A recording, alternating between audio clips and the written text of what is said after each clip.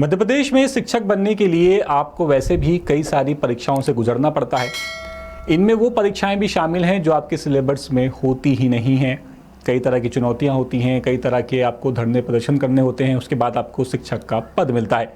लेकिन अगर आप मध्य प्रदेश में फिर भी शिक्षक बनना चाहते हैं तो देखिए मास्टर साहब, आपको अंग्रेजी आनी चाहिए, क्योंकि अगर आपको अंग्रेजी का शिक्षक बनना है तो दरअसल मामला कुछ ऐसा हुआ कि बिना अंग्रेजी के आप मास्टर साहब नहीं बन पाएंगे।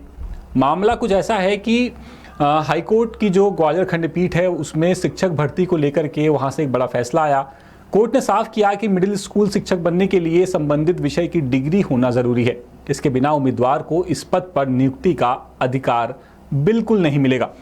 कोर्ट ने इससे जुड़ी हुई याचिका को भी पूरी तरह से खारिज कर दिया है। पूरा कानूनी विवाद याचिकाकर्ता पवन कुमार मिश्रा से जुड़ा हुआ है। पवन ने माध्यमिक शिक्षक परीक्षा 2018 की भर्ती में भाग लिया था। याचिकाकर्ता ने अंग्रेजी विषय के शिक्षक के लिए आवेदन किया, लेकिन सिलेक्शन के दौरान याचिकाकर्ता की नियुक्ति को रद्द कर दिया गया।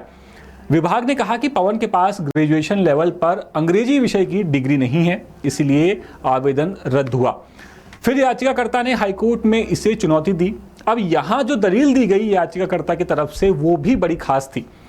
उनके वकील ने कहा कि याचिकाकर्ता ने अंग्रेजी विषय से जो अंग्रेजी जो विषय है उससे पोस्ट ग्रेजुएशन किया हुआ है, भले ही उनके पास ग्रेजुएशन में डिग्री ना हो। उनके पास अंग्रेजी की उच्च शैक्षणिक योग्यता बिल्कुल है, इसीलिए उन्हें पात्र माना जाए। दूसरी तरफ सरकारी वकील ने इसका विरोध किया। सरकार ने कोर्ट को बताया कि ये मांग मौजूदा भर्ती नियमों के जो नियम है उसमें पूरी तरह से उसमें खिलाफ बैठती है। विभाग नियमों से बाहर जाकर नियुक्ति नहीं दे सकता, ये बताया गया कोर्ट को। इसके बाद हाईकोर्ट ने सरकार की दलील को बिल्कुल सही माना और याचिकाकर्ता की मांग को ठुकरा दिया।